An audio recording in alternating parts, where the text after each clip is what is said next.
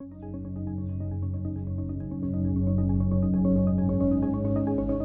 right.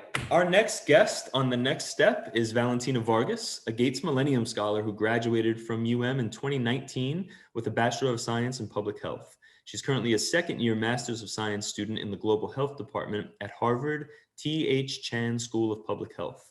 She's passionate about maternal health and women's reproductive health, particularly researching health disparities, HIV, and female genital mutilation in low and middle-income countries. In the future, she hopes to have a career in academia that allows her to care for patients while being heavily involved with research, with different research studies. Valentina, very excited to welcome you back. It's nice to see you. Thank you for having me here today. Well, thank you for making time for us. I know you have a great story to tell. I remember your experience at fondly, so I'm excited for others to hear it as well. Why don't you start by, telling us a little bit about yourself, like where you grew up and how you ended up at the University of Miami. So I was born in Bogota, Colombia, and I lived there for a couple of years, and I moved over with my family to South Florida. So raised here in South Florida, and I went to high school in Davie. And when I was going to graduate, applied to a couple of schools, and ultimately I was between UCLA and UM. And I think they both offered similar experiences when it came to academics. But I ultimately chose UM because I had grown around the culture. I had been to UM, like elementary school, I had been to the basketball games, to the football games. And I'm a very family-oriented person. So ultimately, I wanted to stay near my parents and my little sister, who was still in high school or middle school at that time. So ultimately went with UM. I think it was going to be a good balance between being close enough to family, but still having that experience of living on campus. Cool. And you were also a Gates Millennium Scholar, which is really no more. It's now the Gates Scholarship. But can you tell us a little bit about one, what that scholarship was, and two, how you felt when you got it? Wow. This is a tough one. So I don't remember how I ended up finding out about it or anything of that sort. But I definitely remember receiving that white package in the mail telling me I was a Bill and Melinda Gates Scholar. And I didn't really understand at that time what that really meant. But afterwards, when I obviously applied to a couple schools, and being able to pick a school, really not looking at the finances of how it would impact me financially, I think was such a huge privilege and a blessing in itself. So it gave me the ability to actually look at the schools and pick them or pick the one based on other things that weren't really based on just the financial package you're offered. So yeah, just a huge blessing in disguise. Yeah, and at that time, they were selecting 1,000 students a year, I think, nationwide, and they were covering the total cost of attendance to go to college. It was a pretty amazing charitable effort. And it was over a period of like 20 years, I think.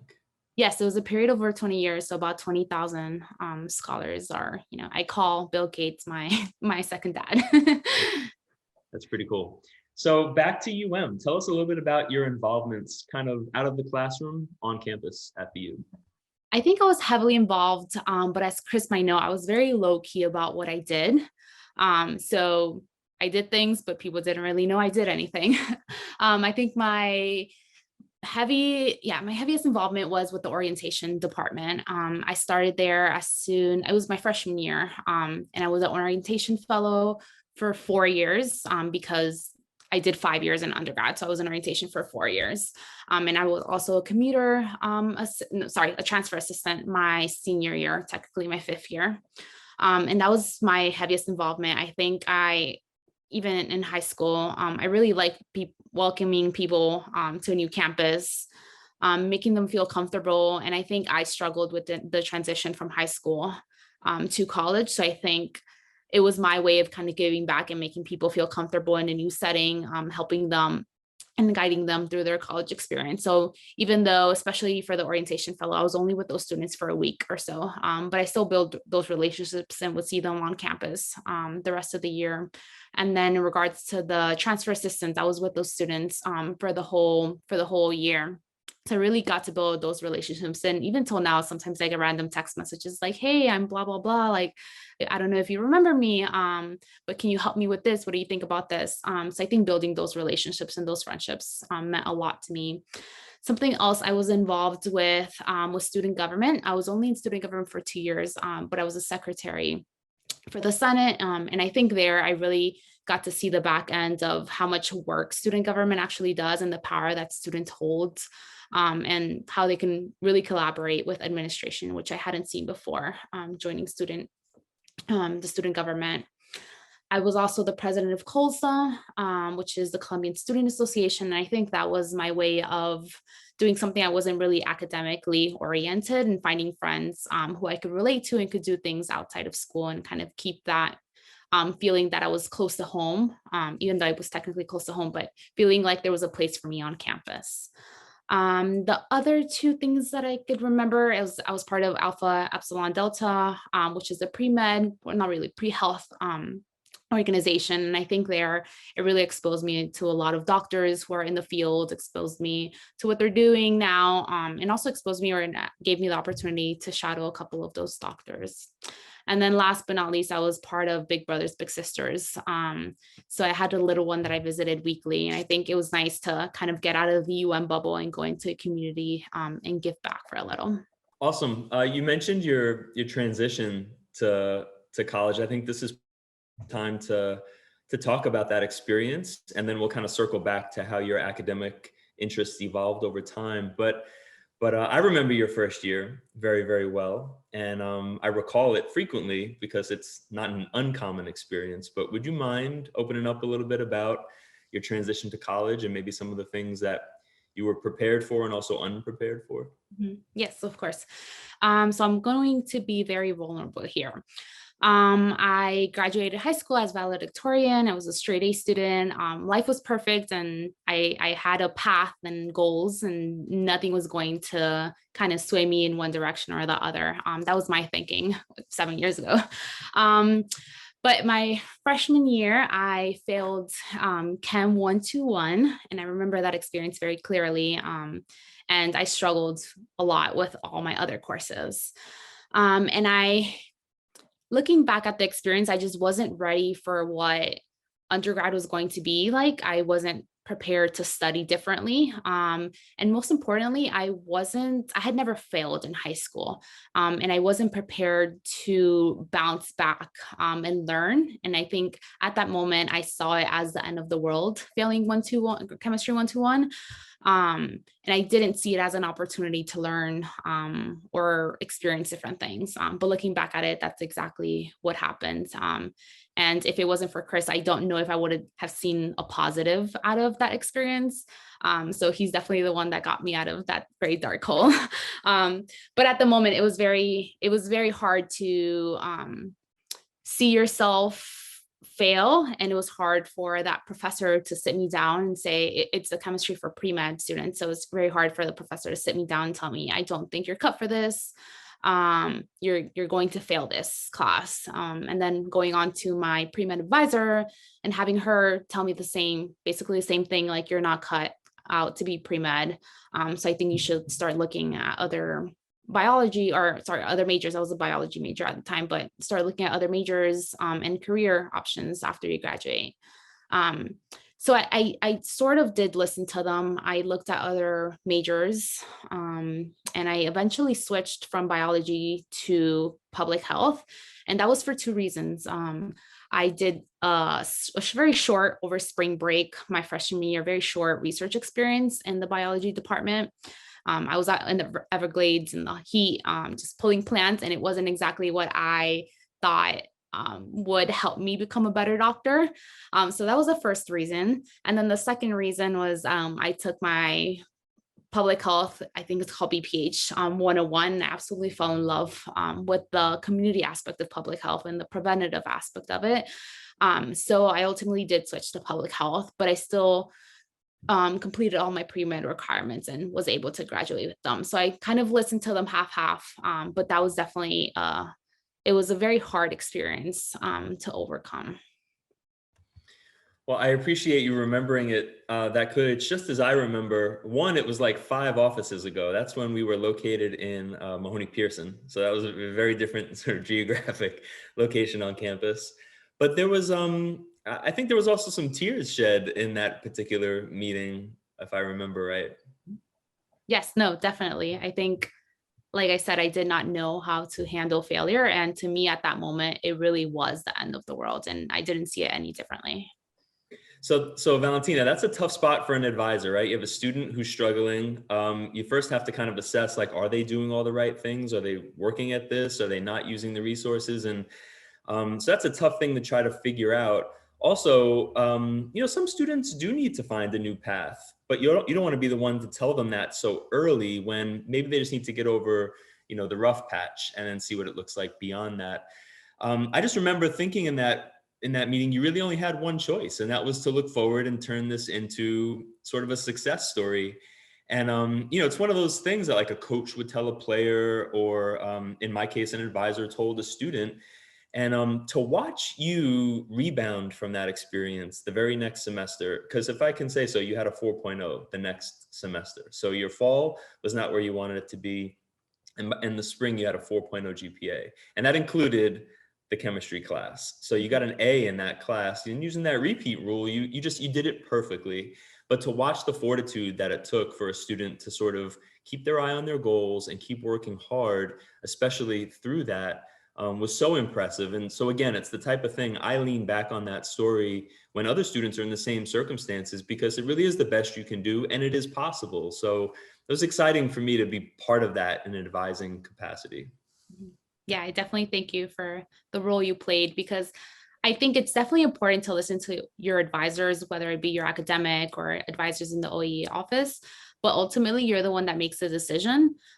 So I think you should balance what you think, what your heart feels, what your family tells you, friends, but also be a little realistic and take the advice that you get from your advisor seriously. So a little bit of both. Yeah, for sure. No, that's good advice. So you touched on it a bit. You kind of brought us through. You entered as a bio pre-med student. You kind of evolved into a public health but pre-med student. So take us from there. Um,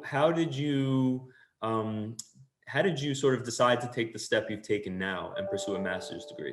Mhm. So looking back at it, when I was told that I need to look for a new major and a new career path, I had the Gates scholarship, which covers your master's and your PhD or DRPH in some cases. So I looked through the list of fields that they essentially cover. And I was like, even if I like something, it's going to take a financial toll on me. So let me try to pick something that I like, but that's also going to be covered by the scholarship. So public health was that option. So that's why I essentially switched over to public health. But it really was the experience and that introduction it's BPH 101 introduction class that really led me to feel that it was an obstacle, but I was happy that it happened because it had led me to public health, which I felt like I was at that point very passionate about. And to my master's, I think the several research experiences that I had within my undergrad experience is what ultimately led me to decide to do a master's. In public health, you rarely go from undergrad. I know in some fields you do, but you rarely go from undergrad straight into PhD. So I wasn't ready for that commitment. And I did finish all my pre-read requirements, but I also wasn't ready to commit to med school. I was sort of in between wanting to have that patient care, but also in being heavily involved with research, I wanted to continue those experiences. So I think a master's program, the one I applied to several, but most of them were 2 years. And I think it was a good option for me at that moment because it wasn't a big commitment.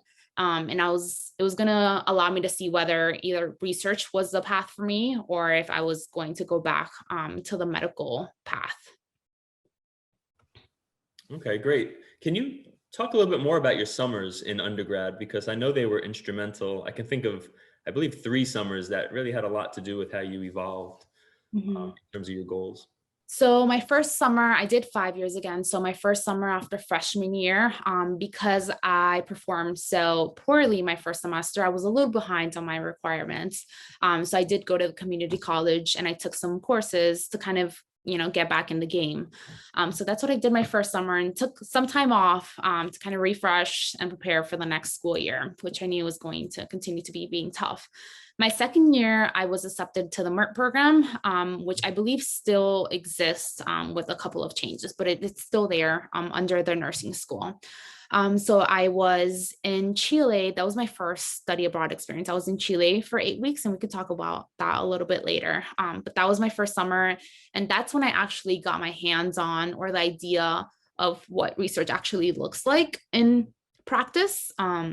I think in the classroom, it looks very different than actually sitting down and forming a question or answering a question, forming a plan on how to answer that question. So I think that experience was very fundamental to learning what research was about. And that's when I kind of decided, a PhD might actually be the route for me. So let me not take that off the list of possible things that I can do in my future. So that was my second summer. And my third summer, I applied to several summer programs, some that included the MERT program at other institutions. I actually got denied from all of them, but I got accepted to the one that I really wanted. And it was the FACETS program over at the Harvard School of Public Health. And that was a summer program where they basically fly you out to Boston, you get paired up with a faculty member, and you're doing research while also taking a GRE like Kaplan course, and just doing things to prepare you for grad school. And ultimately, I'm glad no other programs accepted me, because that was the perfect choice for me. And my fourth summer, I ended up reapplying to FACETS again, got accepted. And I think that second summer, I knew what I was getting myself into. So that second summer was just preparing, because I knew at that point that I wanted to apply to grad school, but it was just preparing for the actual application process, and also building those relationships that I had fostered and started the first summer. And those relationships are ultimately the ones that allowed me to apply, especially to HSPH, and get accepted, because they wrote a lot of my letter of recommendation for all the schools that I applied to. Cool. That's good to hear. So you referenced going abroad in that summer for the MERT program, but you also went abroad a couple other times. Can you talk a little bit about your experience going abroad? Yes. So like I said, my first experience abroad was going to Chile over the summer after my sophomore year. And that was, like I said, really fundamental when choosing to do a master's. I think that experience was really important, but it was also important in my personal life. I realized that there's so much out there. I absolutely fell in love with Chile and what it had to offer. And I realized, wow, there's a whole world out there that I have no idea about. And I'm no longer, after graduation, there's not as much flexibility is what I was thinking at the moment. And I think this is a perfect time to get to do that, to explore and see what else is out there, to meet the people out there. So my third year of undergrad, I planned it. It took a lot of planning to do, but I planned to take a whole year off of school. I was technically enrolled in classes, but I did have to take a leave of absence from So my first semester, I did semester at sea, which is a program where you study abroad under a college. It changes year by year, every couple of years, but I was under Colorado State University. And you live on a ship for 4 months with professors, with their families, and about 500 students. And you essentially get to travel the world while learning. So in between countries, you take classes and you have finals and everything, as if you were on a normal campus, but you stop at a country and you get to explore and learn about what the country offers and learn more along with the people itself. So that was my second technically study abroad program. And then my third, I plan to do the UProg program over the spring semester. And I think that was really nice, because compared to we call it SAS semester at sea program, it was all very structured and planned, and was all with students, which was very different than the other program. But I think it was a great experience. And I hadn't really explored Europe with my semester at sea program. So it was a really good experience to travel. And now traveling is kind of part of my my lifestyle. I consider myself an avid traveler. I absolutely love it. I love meeting people. I love eating foods that totally weird me out, and all that. And I think it's also made me much of an organized person. I create my own itineraries when I travel. I've met people from all over the world who are good friends now. So I think it's also impacted both like my academic and my personal life. That's a great endorsement for the experience. I was also thinking, gosh, can you imagine something like semester at sea in today's world where COVID prevails and our options are so much fewer, but hopefully we return to those types of experiences soon. Just FYI, the semester at sea did get halted because of COVID, but they are starting in the fall with a lot of obviously requirements. You have to be vaccinated, you get tested all the time, and with a different itinerary, but it is possible during these times. I should also add that, just to sort of be fully like transparent, it was really the Gates Scholarship that allowed for a lot of that to occur, right? Because the 5th year is covered. So, you have a 5th year option as a Gates Scholar, plus the ability to go to a different institution and have those funds covered was also via the Gates Scholarship. Is that right? Yeah, I think I come from like a huge place of privilege, like I was telling Jeanette and Shayla. So yes, the 5th year I took it essentially because I had the flexibility of the scholarship. If I didn't, I would have probably, it was a slim chance I would have taken the 5th year. And then in regards to study abroad programs, the one for Chile, it was under the nursing school, so it was funded by them. The UProg program, it was under so it's funded by them. But the semester at sea program actually, because of strict guidelines, it was not funded by Gates. So I had to find my own funding, but it was possible. So just applying to a lot of scholarships, the programs itself has scholarships and outside scholarships, which ended up, allowing me to have that experience. Okay, great. I didn't realize that, but suffice to say, you certainly leveraged every opportunity you could find. Yes, I tried my best. So let's shift gears a little bit. Quick glimpse into the future. You mentioned kind of standing at the fork of the road between research and medicine. Where do you stand now? What's your view on that? What do you plan to do in the future? Yeah, well, if I'm being honest, I'm still at that same position. I haven't fully decided what's the best or what my career is going to look like in a couple of years. I've definitely fell in love with research, but I've taken, to these past 2 years, I haven't seen any patients. I haven't been in a hospital at all. And I've realized I miss that patient to patient or that doctor to patient interaction. I miss talking to patients. I miss advocating for them on the ground versus research is a little different. You're not with the community itself. You're behind a screen, running data, writing analysis, creating a plan. So I think it looks very different. But I think now I'm a little more confident that it's okay to not make a decision between the two and that there's several different options and several different role models who actually do a little bit of both. So that's kind of what I decided, that I will apply to medical school in the near future, but still be heavily involved with research. And I think the reason I'm okay with that, I wasn't okay with that 2 years ago. And I remember sitting in Chris' office, like being stuck and wanting to pick one of the options. But I think seeing role models who are, either seeing patients and being involved with research or the other way around, I think having those role models made it okay for me that, they're doing it and they love it. And that's a good path for me to take as I see myself. We just we did a STEM panel a couple of weeks ago, and one of those panelists was Jenkins Scholar, who graduated a few years ago. She's finishing her PhD in neuroscience, and she's now deciding to go back to medical school. So, it's true that there's no one way to do these things, and life evolves in unexpected ways. And, if you want to make it work, you can make it work. So yeah, that's definitely true. And I've gone back and forth. There's several different degree options. But one thing, to go back to the chemistry course. So I failed that chemistry course and I retook it the following semester with the professor's wife at that time. And that professor is now the one who wrote my letter of recommendations for medical school. So it's kind of, a circle in life. And it was a very nice, happy ending. Because she wrote it in her letter saying that, Valentina will be a great doctor in the future, which is exactly the opposite of what I had heard my freshman year. So your trajectory in life can definitely change, and you shouldn't lose your hope. yeah, also a good reason to remind students to make connections with their professors, because that can pay off. Yeah.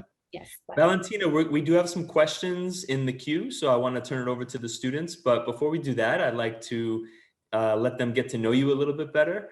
And to the students who are in attendance, feel free as a reminder to use the Q&A feature at the bottom of your screen to submit your questions. And you can come on and talk to Valentina for a couple minutes. But first, Valentina, we'll do some quick hits. What is your favorite movie? I would say The Boy in the Striped Pajamas. Okay. And favorite cuisine, especially for someone as well-traveled as you? Very, very hard to pick, but I'll go with Italian, Japanese. Can't choose one. Hmm. And since you've been on so many trips, what's your favorite trip that you've taken? Also a very hard one to pick. But a recent one is Mykonos, Greece, with another Gates Millennium Scholar, actually. Oh, cool. Nice. And how about music? What's the best decade for music? I'm a huge reggaeton fan, so I'm going to say now is the time to listen to reggaeton. And a little more serious, what are you most proud of? I'm most proud of the Bill and Melinda Gates Scholarship to this day. For sure. And is there anything that you would do differently if you had the chance? If I had the chance, I think I'm thinking about the time I was sitting in Chris's office, and I really couldn't see the light at the end of the tunnel. I was in a very dark place, and it really failing that course and doing poorly in the others, I think it was the end of the world to me.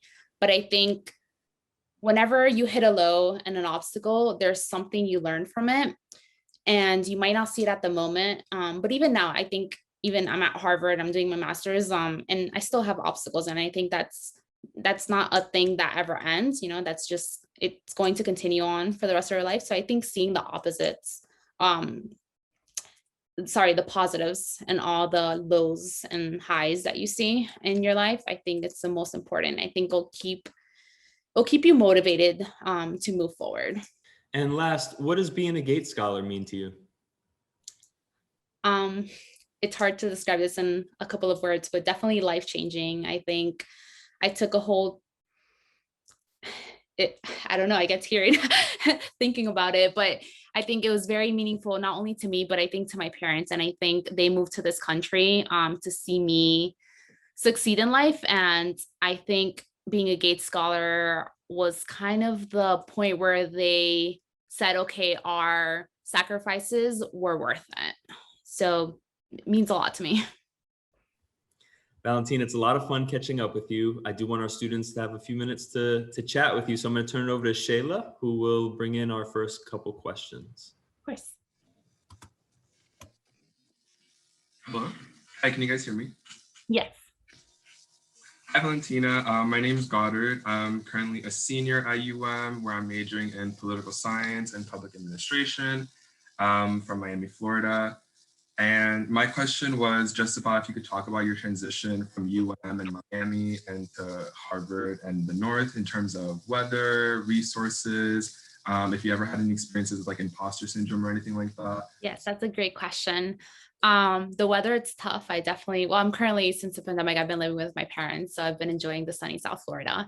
But the winter in Boston was definitely hard to handle. But I think it's not the end of the world, and it's nice. I think I loved seeing the snow in the morning. It was something different. I had been living in South Florida my whole life.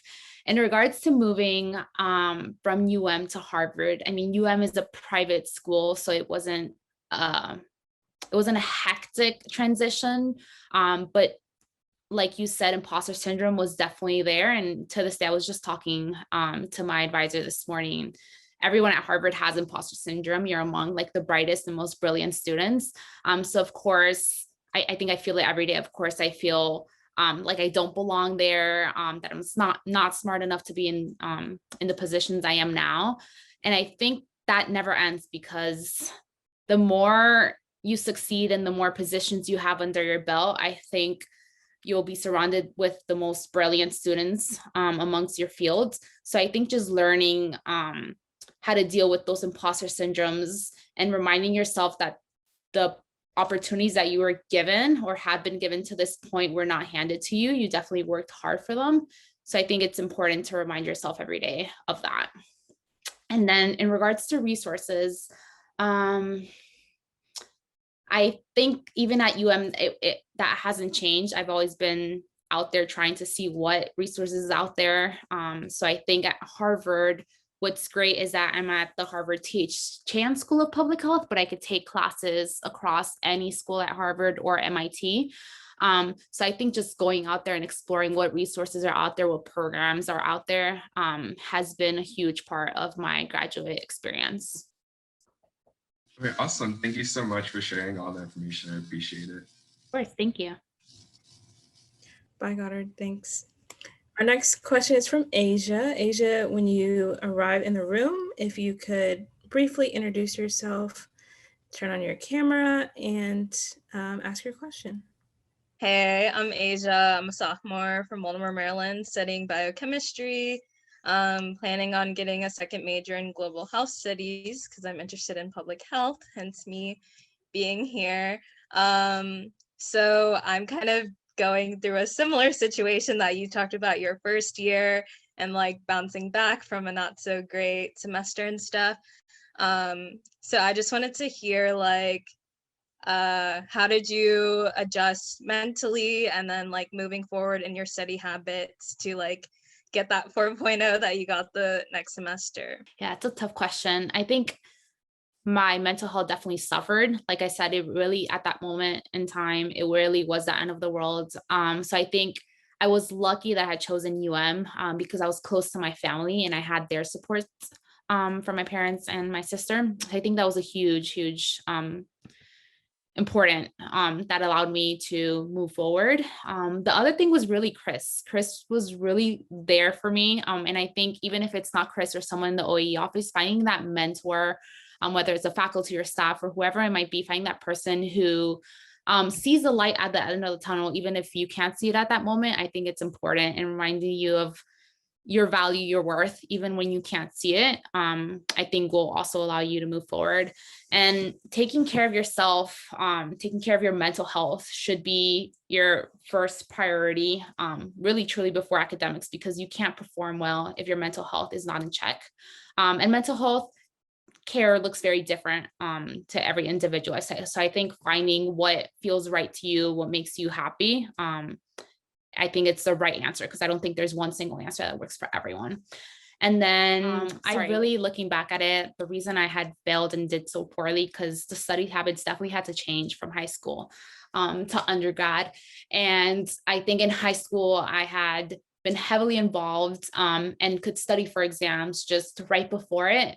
And for my second semester, after I had failed that class, I think what I did different is study very much in advance and go to office hours, which is why I was able to build that relationship with that professor. So I think finding, like I said, again, there's not a right answer for this. I think people learn very differently, but making the time to study is definitely the first important thing. And then learning how you study and how you retain that information is the second most important thing.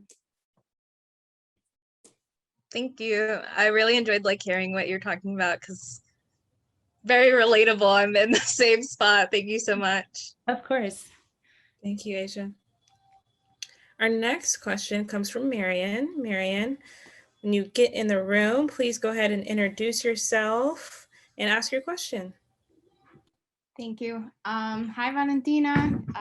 I'm Marianne. I'm a junior now, neuroscience major, minoring in chemistry and public health. I'm also on the pre-med track. And I am in the process of applying to medical school, but also with a focus in public health. And I really admire all of your research experience and background in global health as well. And I wanted to ask if you could, I don't know if maybe you answered this already during your undergrad, what programs did you attend or research experiences that you had that helped you lead up to applying to this master's program that you're attending now? Yeah, so each master program to be accepted, they have different requirements. The one at Harvard you have to have 6 months of research experience. Which doesn't have to be a continued research experience. It could be added up. So I think the first one, like I had mentioned, I did the MERT program.